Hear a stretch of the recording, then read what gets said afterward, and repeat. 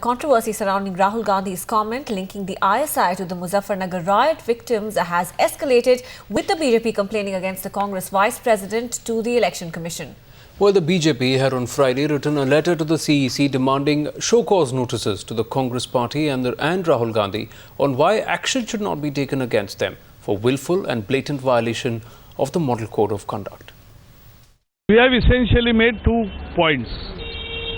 One issue is that Rahul Gandhi, through his speech, is levelling baseless, unfounded allegations on BJP, which is absolutely prohibited in Election Code of Conduct. He is saying that they find trouble, they create riots. This is absolutely unacceptable. This can't be done. And second is, through his various speeches about describing his mother, his grandmother's death and his father's death, he is ascribing motives and creating rift within communities. So that should not happen.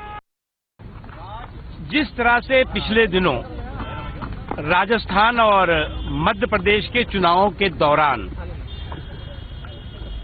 Congress party के उपाध्यक्ष श्री राहुल गांधी जी ने एक secular सियासत की सनसनी फैलाने की, secular सियासत की सांप्रदायिक सनसनी फैलाने की कोशिश की और धर्म के नाम पर, सांप्रदायिकता के नाम पर वोटों के बिखराव और टकराव की कोशिश की, उसको लेकर के हमने चुनाव आयोग से इस बारे में विस्तार से शिकायत की है। इसके बारे में विस्तार से सतपाल जी बताएंगे।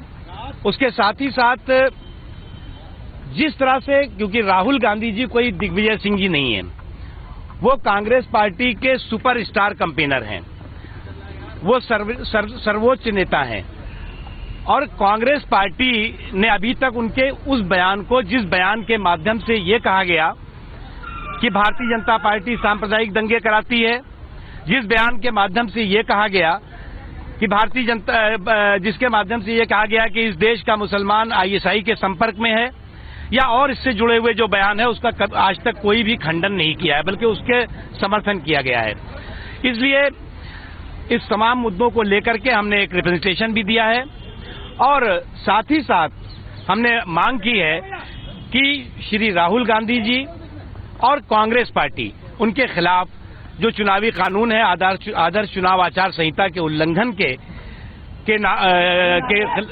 की वजह से उनके खिलाफ कार्रवाई की जाए।